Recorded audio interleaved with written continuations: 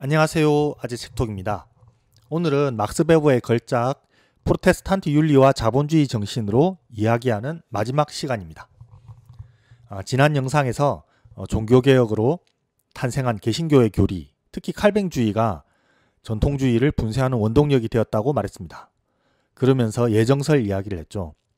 오늘 영상에서는 개신교, 특히 칼뱅주의에서 이제 영리 활동을 추구하는 것이 도덕적인 행위로 격상된 이유를 알아보도록 하겠습니다. 오늘 영상도 재밌으니까 끝까지 봐주세요. 개신교에서 직업노동은 왜 그렇게 특별한 의미를 갖게 되었을까요? 그 시작은 루터가 만들었습니다. 중세시대에는 성서가 라틴어로 되어 있었습니다. 원래 성서는 히브리어와 그리스어로 기록되었지만 이제 로마 제국에 기독교가 퍼지면서 라틴어로 번역되었다고 합니다. 그 라틴어 성서를 루터가 감히 독일어로 처음 번역했어요.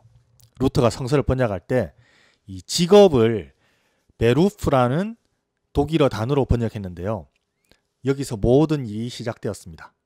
독일어 베루프가 영어로 하면은 콜링, 그러니까 신의 부름, 소명이라는 뜻을 이중적으로 갖고 있습니다. 독일어에서도 그냥 일, 노동을 뜻하는 베르크, 아르바이트라는 그런 말들이 있는데요. 루터가 굳이 베루프로 번역했다는 것입니다.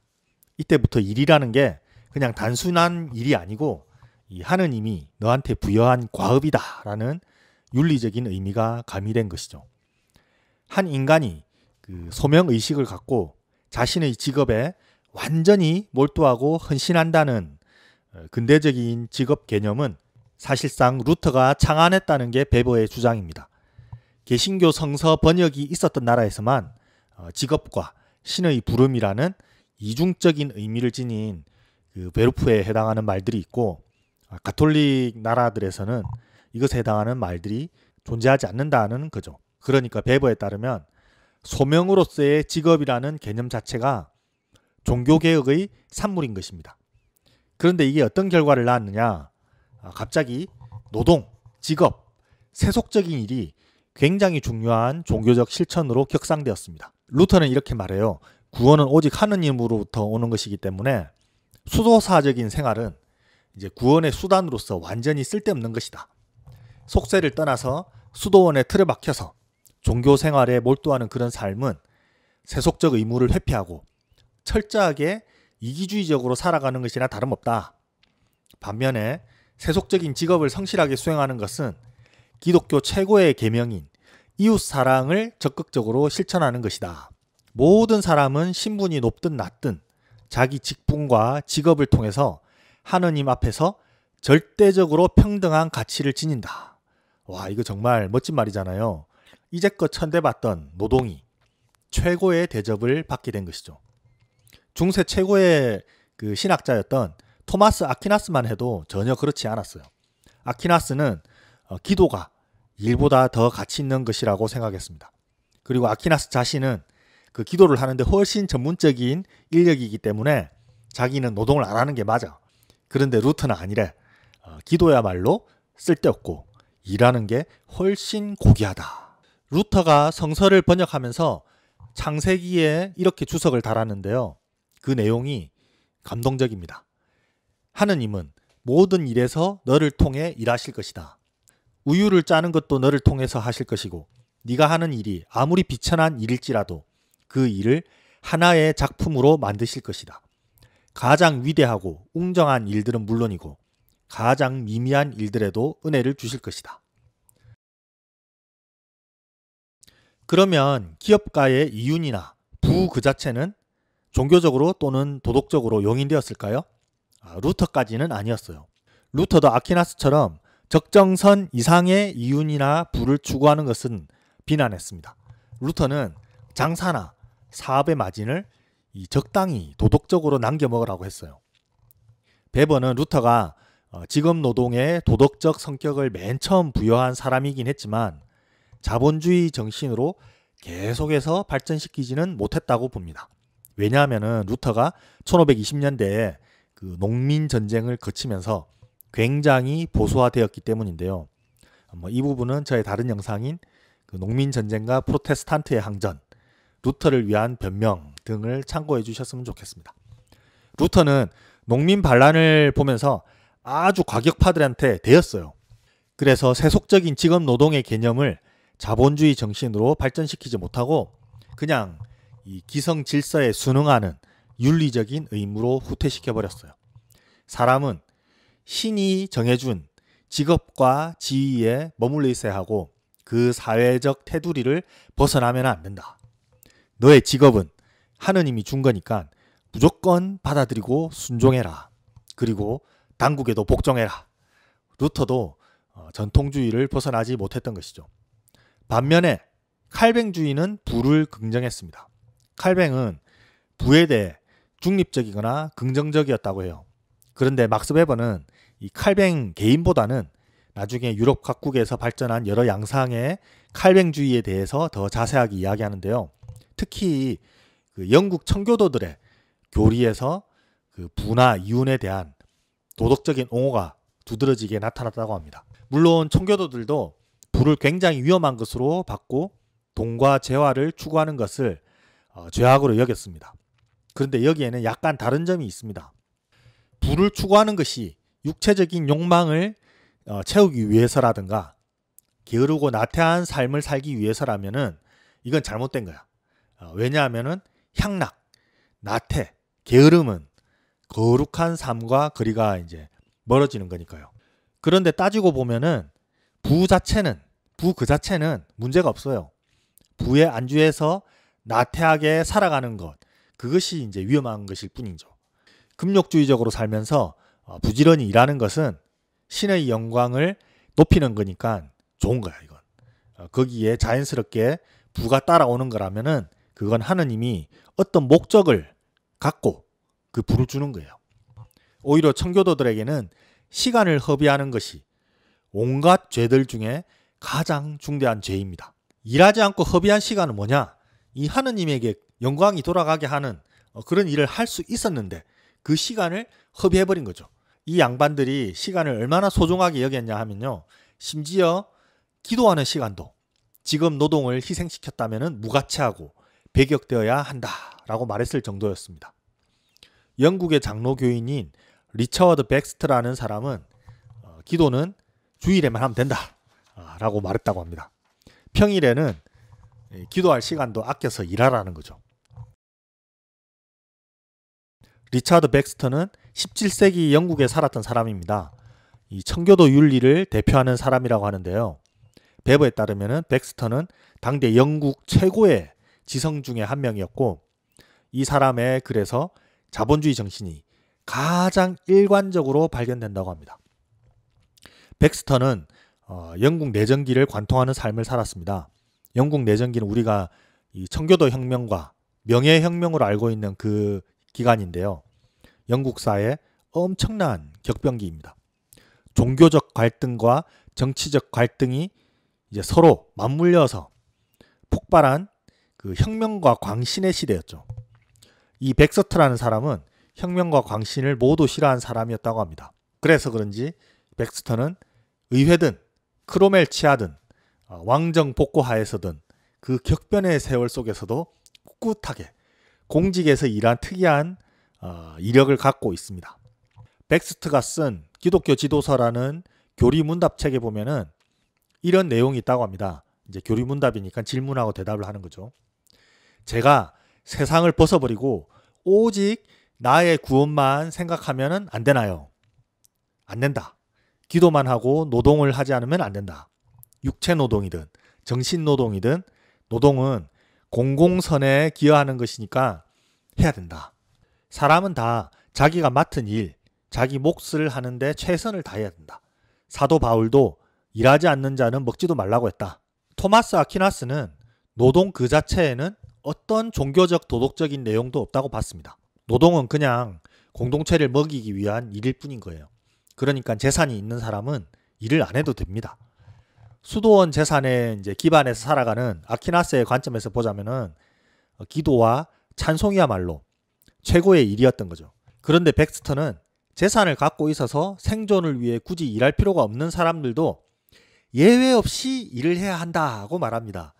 하느님은 모든 사람에게 예외 없이 소명으로서의 직업을 배당했기 때문에 사람은 각자 그 직업 노동을 열심히 해야 한다는 것입니다.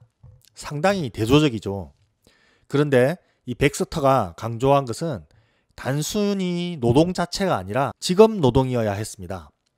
이 직업이 있어야 체계적이고 조직적인 삶을 살 수 있다고 봤거든요. 그냥 노동이 아니라 직업 노동을 금욕주의의 중요한 축이라고 본 것입니다. 지난 영상에서 칼뱅과 루터를 비교하면서 칼뱅주의는 한결같은 삶을 강조한다고 했죠. 한결같이 직업 노동에 헌신하는 사람 이면에는 그 사람의 삶을 관통하는 이성적인 원리가 있다. 그 이성적인 원리가 사람의 인생을 조직적으로, 합리적으로, 체계적으로 만든다. 베버는 이 조직적, 합리적, 체계적 같은 말을 엄청 강조합니다. 원래 이런 체계적인 삶은 수도원 안에 있었어요. 수도원에서는 기도와 노동 같은 것으로 구성된 그 생활이 똑같은 시간과 절기에 맞춰서 딱딱 돌아갔죠. 그런데 칼뱅주의는 이 수도원의 금욕주의를 세상 밖으로 확장시켜서 모든 사람을 수도사로 만든 것입니다. 앞서 루터는 이윤에 대해서 부정적으로 봤다고 얘기했죠. 그러나 칼뱅주의는 이윤을 인정합니다. 만약 하느님이 이윤을 획득할 수 있는 기회를 주셨다면 거기에는 반드시 하느님의 뜻이 있는 거다. 그러니까 독실한 신자라면은 당연히 그런 기회를 이용해서 이윤을 획득하는 게 하느님의 뜻을 이루게 되는 것이다. 리처드 백스터는 이렇게 말합니다. 하느님이 너를 비롯한 모든 사람들의 영혼에 해롭지 않은 합법적인 방법으로 더 많은 이윤을 낼 수 있는 길을 너에게 알려주셨는데도 네가 그 길을 거부하고 더 적은 이윤을 내는 길을 택했다면 그것은 하느님이 너한테 소명을 주신 목적 중에 하나를 포기해버린 것이고 하느님의 청지기가 되는 것을 거부한 것이며 하느님이 선물로 주신 것들을 받아두었다가 하느님이 필요로 할 때 사용해야 할 의무를 저버린 것이다. 와, 이 이상 더 무슨 말이 필요할까요? 이거 뭐 게임 오버네. 이윤을 많이 얻을 수 있는데 욕심 부리지 않겠다고 굳이 이윤을 적게 얻는 것은 신의 뜻에 어긋나는 것이랍니다. 네가 부자가 되는 건 너를 위한 게 아니야. 다 신의 뜻이 있는 거다. 너라는 존재는 신이 나중에 어떤 방식으로든 사용하게 될 그 부를 맡겨놓은 창고지기에 불과한 거다. 그러니까 주인이 따로 있는데 창고지기가 뭐 이윤을 많이 남기네 만에 판단할 계제가 아닌 것이죠. 칼뱅주의는 직업노동에 대해서 강조했는데 그 결과로 근대적인 전문직 노동자들이 윤리적으로 칭송받게 되었습니다. 마찬가지로 칼뱅주의는 이윤 창출이 하느님의 섭리라고 해석을 했고 그 결과 이제는 기업가들도 윤리적으로 칭송받게 되었어요.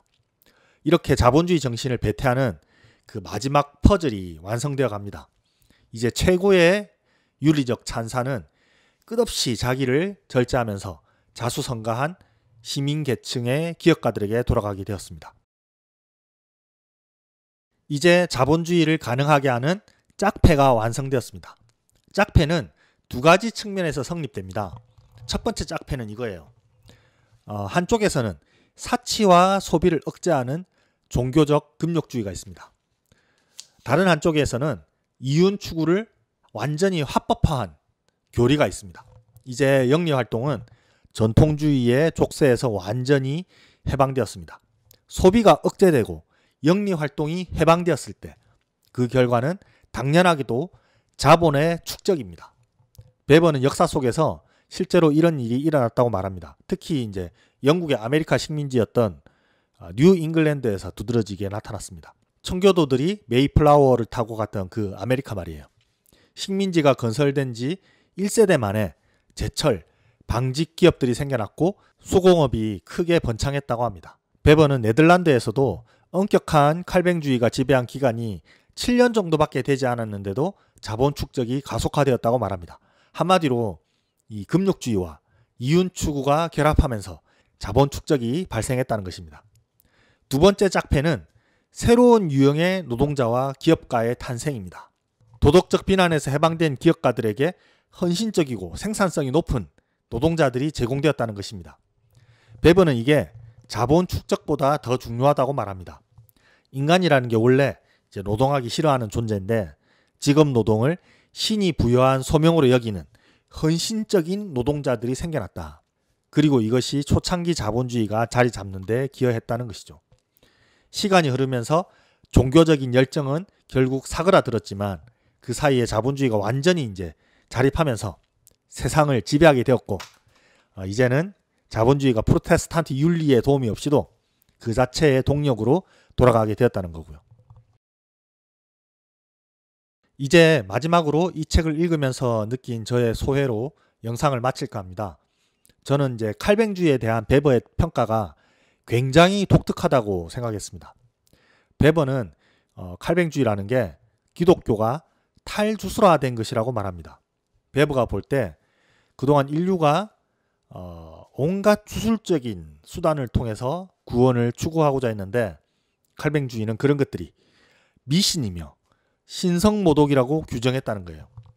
탈주술화라는 말은 비합리적인 주술에서 합리적인 원리로 나아갔다라는 것입니다. 베버는 세계로부터 주술을 제거하고자 하는 위대한 종교사적인 여정이 예정론에서 완성되었다고 평가합니다. 저는 이 말을 들었을 때 약간 전율 같은 걸 느꼈습니다. 따뜻한 관습에 대한 냉혹한 이성의 승리, 인간적인 가톨릭시즘에 대한 개신교의 그 신적 형이상학의 승리. 베버는 이런 철두철미한 논리적 일관성이야말로 근대적인 것이다 라고 말합니다. 그래서 예정설은 신자들에게 끊임없이 철저하게 통제하고 절제하는 삶, 전투적인 삶을 살게 하는 심리학적 동력으로 작용했다고 합니다. 진실로 강한 인간의 삶에는 믿음이나 열정이 아니라 이성의 원리가 지배한다거나 할까요? 청교도 혁명의 주역이었던 크로멜의 철기군은 총을 장전한 상태에서도 발사하지 않고 적진으로 돌진했다고 합니다. 옛날에는 이 총을 한번 이렇게 장전하면은 한 번밖에 쏠 수 없었기 때문에 적이 바로 앞에 이제 당도하기 전에는 절대 발사를 하면 안 되었습니다. 베버는 이 철기군이 광신적이고 열광적인 신앙을 가졌기 때문이 아니라 그 신앙에서 비롯된 강력한 절제 능력 때문에 왕당파의 군대를 이길 수 있었다고 말합니다. 철기군은 절제의 미덕을 지니고 있어서 언제나 지휘관의 통제 아래서 일사불란하게 움직일 수 있었던 반면에 왕당파의 군대는 중세 기사도의 정신을 따라서 개인적인 용맹함에 따라 움직였기 때문에 각계 전투할 수밖에 없었다라는 것이죠. 인간은 기본적으로 부족하고 약한 존재이지만 이성의 원리를 따르며 절제하고 노력하는 인간은 강하다.